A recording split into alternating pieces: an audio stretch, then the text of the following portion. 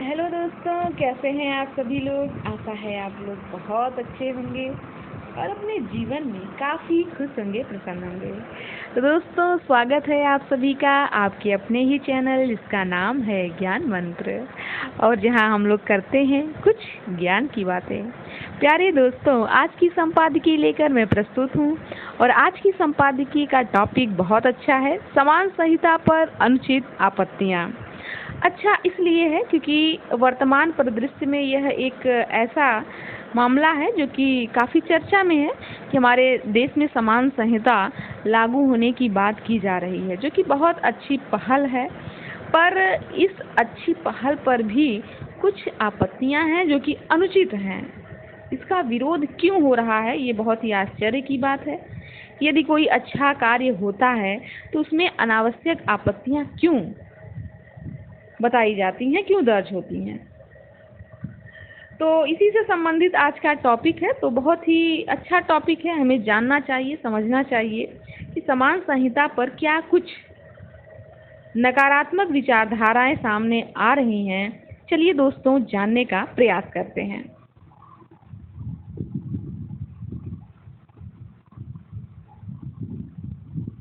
जब से समान नागरिक संहिता लागू करने की बात छिड़ी है, तब से all India Muslim personal law board और दूसरे कई मुस्लिम संगठनों के साथ अनेक दल इस संहिता का विरोध करने में जुटे हैं। तो विरोध कर रहा है सबसे ज़्यादा मुस्लिम संगठन,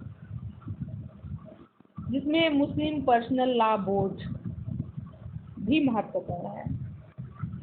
मुस्लिम पर्सनल लॉ बोर्ड ने समान नागरिक संहिता को इस्लाम के शरिया कानून के विरुद्ध गैर इस्लामी बताया है। उसके अनुसार किसी मुसलमान की ओर से इस संहिता को नहीं अपनाया जा सकता।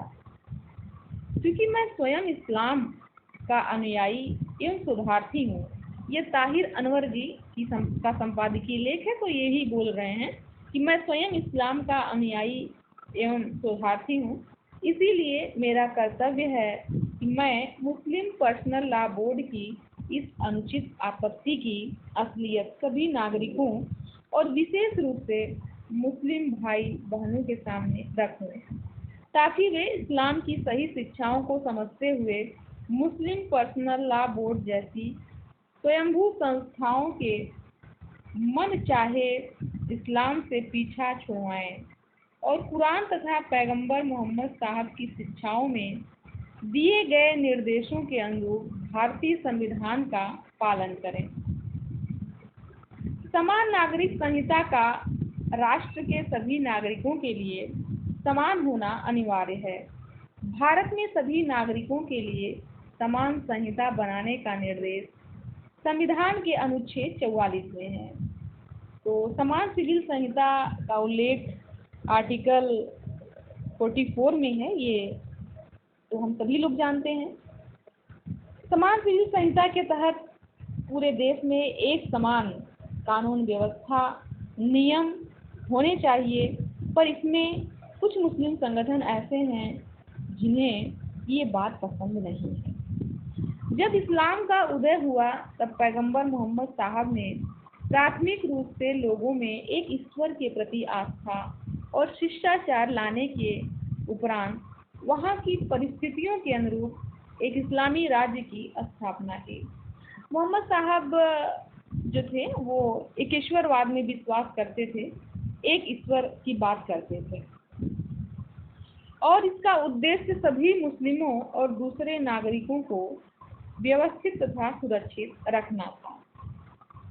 कुरान की शिक्षाओं से यह स्पष्ट होता है कि इस्लामी राज्य ईश्वर की इच्छानुसार लोगों को व्यवस्थित करने का एक मार्ग है, लेकिन यह मार्ग केवल तभी संभव है जब ईश्वर का दूत यानी पैगंबर स्वयं धरती पर हो। यदि ईश्वर का दूत धरती पर नहीं है तो मुस्लिमों को इस्लामी राज्य के अधीन होना अनिवार्य नहीं है। कुरान के साथ मोहम्मद साहब की शिक्षाओं, जिन्हें हम हदीस कहते हैं, को पढ़ने से भी यह स्पष्ट हो जाता है कि मुस्लिम होने के लिए किसी व्यक्ति को अल्लाह में विश्वास, 5 बार की नमाज, रमज़ान के महीने में रोज़ा, साल में 1 बार ज़कात और यदि संभव हो तो हज करना आवश्यक है।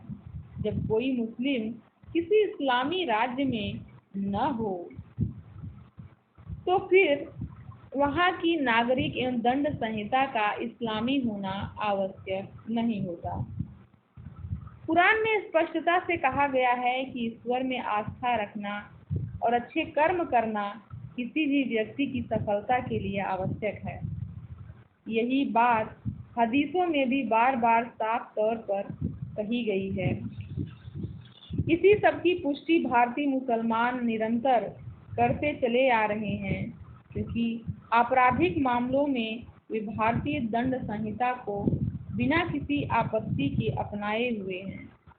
अतः यह कहना कि ईश्वर की किताब में बताए गए कानूनों एवं दिशा निर्देशों के पालन के बिना कोई व्यक्ति इस्लाम में नहीं रह सकता, एक अंतर विरोध भरी गलत बात है। इसे भी समझ लिया जाना चाहिए कि मुस्लिम पर्सनल लॉ इस्लाम की किताबों पर उलेमाओं की अपनी अपनी समझ का नतीजा है, न कि कुरान और हदीस में बताई गई बातों का एक मत स्वरूप। अगर शरिया कानून और मोहम्मद साहब की शिक्षाओं के अनुरूप होता तो फिर मुस्लिम समाज में उसे लेकर अलग अलग व्याख्याएं नहीं होती। हाल में किए गए कुछ सर्वेक्षणों से स्पष्ट है कि देश में तमाम मुस्लिम महिलाएं इस्लामी किताबों की अलग अलग व्याख्याओं के माध्यम से बनाए गए मुस्लिम पर्सनल लॉ की जगह समान नागरिक संहिता को अपनाना चाहती हैं। एक मीडिया संस्थान ने देश के 25 राज्यों एवं केंद्र शासित प्रदेशों में 8,000 से भी अधिक मुस्लिम महिलाओं से समान संहिता पर राय जानने के लिए एक सर्वेक्षण किया। इसमें अधिकतर महिलाओं ने बहु विवाह पर आपत्ति जताई, संपत्ति में बराबर के अधिकार की मांग की और गोद लेने के मामले में छूट की पैरवी की। यह सर्वेक्षण इसका प्रमाण है कि भारत में अधिकतर मुस्लिम महिलाएं पर्सनल लॉ कानून से पीड़ित होकर समान नागरिक संहिता चाह रही हैं। मुस्लिम पर्सनल लॉ बोर्ड का एक तर्क यह भी है कि चूंकि भारत विविधताओं से भरा देश है, अतः यहाँ समान नागरिक संहिता लागू करना अनुचित होगा। असदुद्दीन ओवैसी की पार्टी के प्रवक्ता वारिस पठान इस संहिता को संविधान विरोधी कह रहे हैं। ये दोनों ही कथन भारतीय संविधान के अनुच्छेद 44 का खुला विरोध है कि समान नागरिक संहिता की कल्पना तो संविधान में ही प्रस्तावित है। हमारे संविधान निर्माता इससे भली भांति अवगत थे कि भारत विविधताओं से भरा देश है। वास्तविकता यह है कि समान नागरिक संहिता का उद्देश्य भारत की विविधता को समाप्त करना नहीं, बल्कि सभी नागरिकों को बराबरी का एहसास कराना है।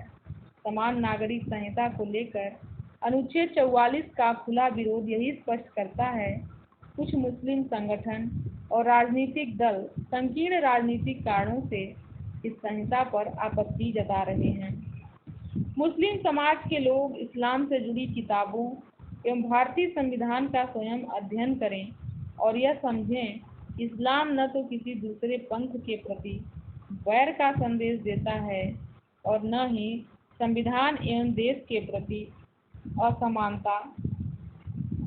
प्रकट करने का। भारतीय संविधान के किसी भी अनुच्छेद